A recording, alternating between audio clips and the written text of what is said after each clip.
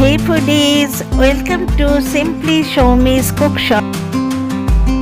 আমি এখন বানাচ্ছি ব্রেকফাস্টের জন্য তোমার মেথি কা পরাঠা। এই দেখো পেঁয়াজ কুচিয়ে রেখেছি, এখানে এই কাঁচা লঙ্কাগুলো কুচি করে দেবো, এটা আমার চপিং বোর্ড।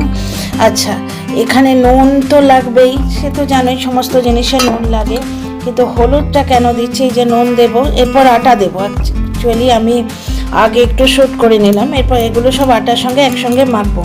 খুব ভালোভাবে ধোয়ার পরেও ভিজিয়ে রেখেছিলাম, তাতেও দেখো কত সেডিমেন্ট পড়েছে। এটা অনেকবার ধুয়েছি, 4-5 বার ধোবার পরেও আমি জলে ভিজিয়ে রেখেছিলাম, এটা কুচি কুচি করে কাটার পর। আচ্ছা, এই যে ইয়েটা দেবো, তোমার হলুদটা অল্প একটু সামান্য, খুব একটা নয়, এটা কিন্তু পিওরলি একটা হলুদের একটা গুণাগুণ আছে, প্লাস তোমার কালারের জন্য এই যে হলুদটা দেয়া হবে না, এতে তোমার মানে পরোটাটা খুব সুন্দর কালার আসবে একটা। আচ্ছা, এর আমচুর পাউডার তো আমি এমনি দিই, যেহেতু এখন তোমার শীতকাল, যার জন্যে একটুখানি তোমার এটাতে কালি মির্চ পাউডার দিতে হবে, দিলে কিন্তু এটা খুব হেলদি হয়। যদি তোমরা আদার টেস্টটা পছন্দ করো তাহলে আদা একটুখানি গ্রেট করে দিতে পারো, আমিও দেব। এটাতে একটুখানি তোমার গরম মশলা দেবো, এই যে সামান্য একটু গরম মশলা দেবো, সব কিছুই টেস্টের জন্যে। আর এটা সরিয়ে দিই, জিঞ্জার ঘষে দেওয়া যেতে পারে, কারণ এখন যেহেতু শীতকাল টেস্ট হবে, এটা এমনভাবে এমন পরিমাণে দিতে হবে যে আদার টেস্টটা তেতো মতো না আসে, বুঝতে পারছো? আচ্ছা, এই পরিমাণ কাঁচা লঙ্কা আমি দেবো খুব কুচি কুচি করে কেটে, কালি মির্চ দেবো, হলুদ একটু দিয়েছি, নুন দিয়েছি, এরপর দেবো গরম মশলা, একটু সামান্য গরম মশলা দেবো, এতে টেস্ট হবে। এবং এইগুলো মাখিয়ে না তোমার এইটা 2 মিনিট রেখে দেবে, তাতে কি হবে, এর থেকে রসটা বেরোবে, এইটা আটার সঙ্গে খুব ভালোভাবে মিশবে এবং খুব সুন্দর টেস্ট হবে।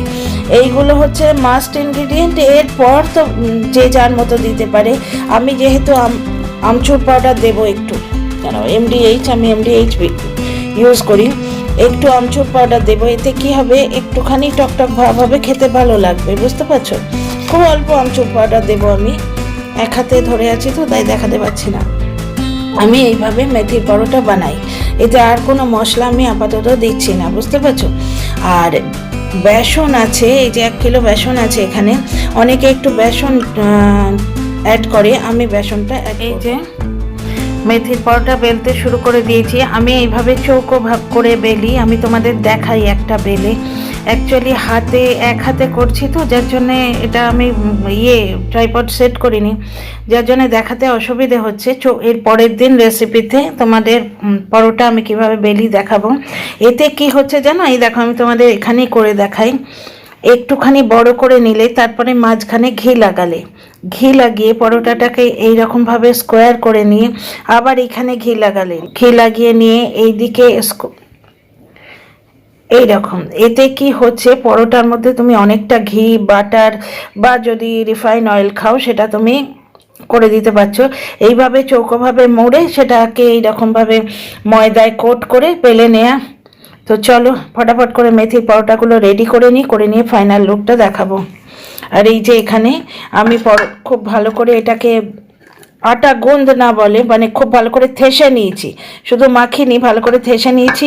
ওপরে একটুখানি অয়েল কোটিং দিয়ে রেখে দিয়েছিলাম, ঢাকা দেয়া থাকে। আমি সঙ্গে সঙ্গে বানাচ্ছি, তাই যদি এটা নিয়ম হচ্ছে 20 মিনিট রাখতে হয় বা 15 মিনিট রাখতে হয়, আমার কাছে অত টাইম নেই, খুব খিদে পেয়েছে, বুঝতে পারছো তো, আর টাইমও নেই।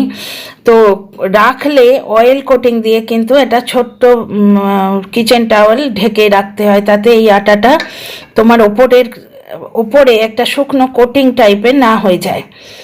ঢেকে রাখলে কি হবে, এই আটার ওপরে কিন্তু শুকনো ভাবটা আসবে না। আমি তো এক্ষুনি সবগুলোই বানিয়ে নেব, সুতরাং আমার ব্যাপারটা আলাদা, জেনারেলি এইটা নিয়ম। তো চলো পরোটাগুলো বেলে ফেলি ফটাফট। তারপরে হাতটা কেঁপে যাচ্ছে বারবার, আমি ট্রাইপডটা সেট করে নিই, এর পরের দিন কিন্তু ট্রাইপড সেট করে দেখাবো তোমাদের।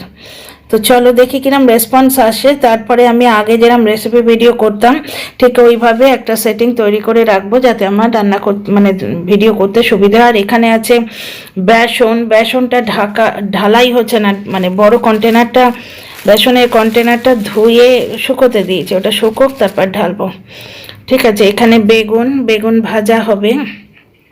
তো চলো পরোটাগুলো বেলে নিয়ে তোমাদের সঙ্গে শেয়ার করব ফাইনাল লুক। দেখতে যেমন ভালো হয়েছে, খেতেও ইয়াম্মি হয়েছে। Like, share, subscribe.